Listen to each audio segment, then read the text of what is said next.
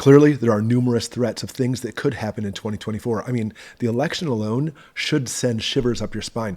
However, there's one very, very real threat, something we should take very seriously because it's not even a matter of it being a possibility, but a probability and something we have to address.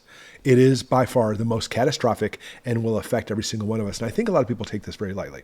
Okay, long story short, it's the collapse of the power grid. Why is this so real? I mean, there's so many things that could cause it. A nuclear attack with a subsequent EMP, a coronal mass ejection from the sun, which we're heading for a solar maximum. Absolutely. Terrorist attacks, we see these happening often. Even cyber attacks, which are happening right now as different agents are trying to take down our grid. It's not simply just being out of power, but we're talking about hundreds of millions of people in the United States dead because of this one event. Now, listen, with this, obviously, that's the most catastrophic thing. There's lots of things that could happen, though, and let's go through all of them. First, obviously, just power outages. And obviously, in your home, that's one of the biggest things, too. But think of all businesses, gas stations, restaurants, grocery stores without power, unable to sell you the essentials of what you need. Obviously, this could be huge. And not to mention the grocery stores could have all their stuff sold out or even looted within a matter of hours. Number two, a communication breakdown. Understand phone and internet companies have backups. They're only going to last so long, though. We're only talking about maybe a couple days at most, maybe 3, and therefore you're not going to have any communications. But even if that's not the case, if we're looking at a catastrophic event, you are not on the top priority. We're easily going to have all the EMS taking over, and you will not get any type of signal with your phone. I mean, it'll connect, but you won't be able to make any calls. So kiss that goodbye, and either way, it's only a few days, and it's going to be gone too.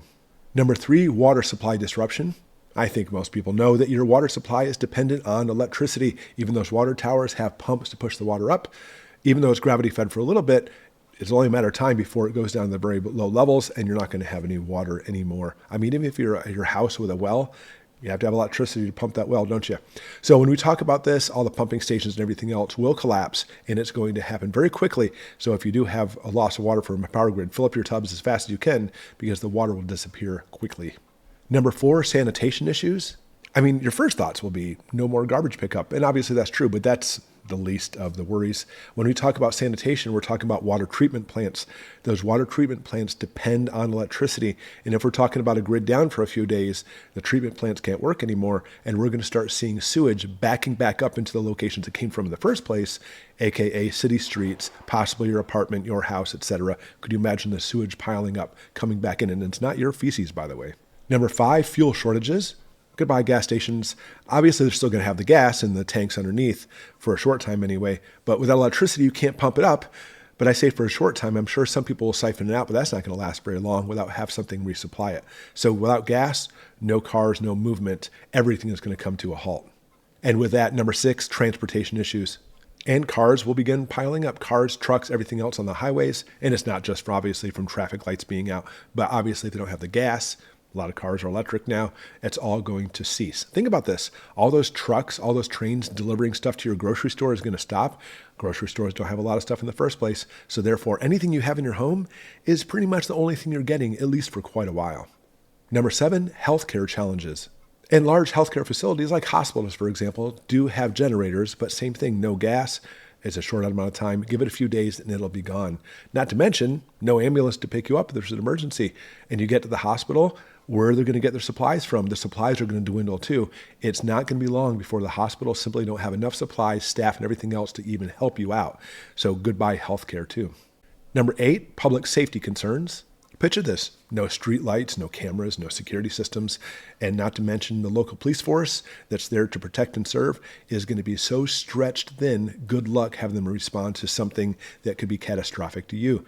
If you don't believe me, just go back to the 70s. If you recall, New York City had some blackouts just for a few days, and the riots that took place because of that was incredible. What's going to happen if it's long term? Number 9, food spoilage. And here it comes. Here's one of the most catastrophic things that people don't take into account. Who cares your cell phone doesn't work? Who cares you don't get to drive into work anymore? You get some days off. This unrest is going to be the most catastrophic part. You survive without electricity in your home, without using your car, without any type of self-treatment because there's no doctors and such. You will not, statistically anyway, survive the social unrest because, again, we talked about New York City. The power's out for a few days. Picture this across the entire country. depending on what caused it, like a CME from the sun, could be worldwide. And now we're seeing all these cities over in America, over 80% of the population lives in cities anyway, and cut off all their supplies. It is literally going to turn into the biggest social unrest you've ever seen in your life. And that is number 10, social unrest. And it's estimated 90% of the population of our country alone will die if this happens. We are dependent on electricity. And so many people say, oh, I know it'll be great. We went for thousands of years without electricity. But humanity, as far as modern mankind, has not. We're not used to living like in caveman days or agrarian societies, because that's what's going to happen, by the way. It's going to send us back to agrarian, which in a lot of ways I'm like, oh, good for.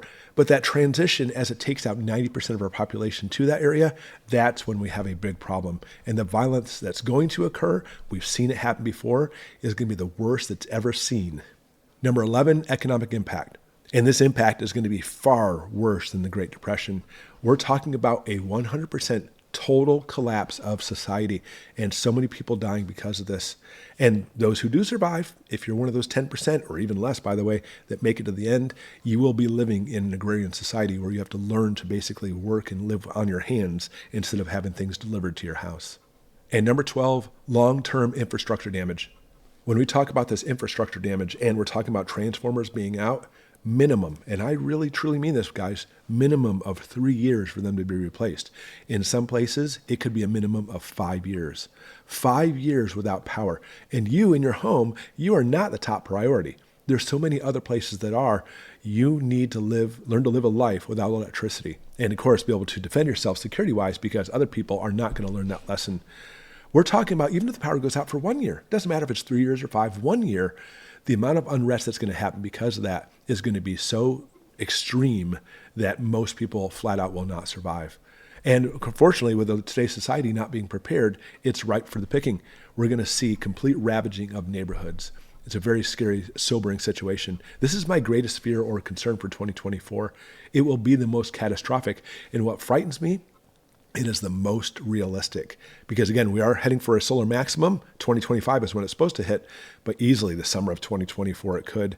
And if we see just the right coronal mass ejection from the sun heading toward Earth, only a 30-minute warning, by the way, before boom, everything goes down, and we're talking about major catastrophe, almost practically speaking, in a blink of an eye.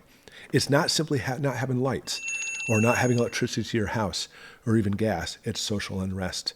But the thing is, and I'm going to ask you, very, very real question, by the way, are you ready for the lights to go out?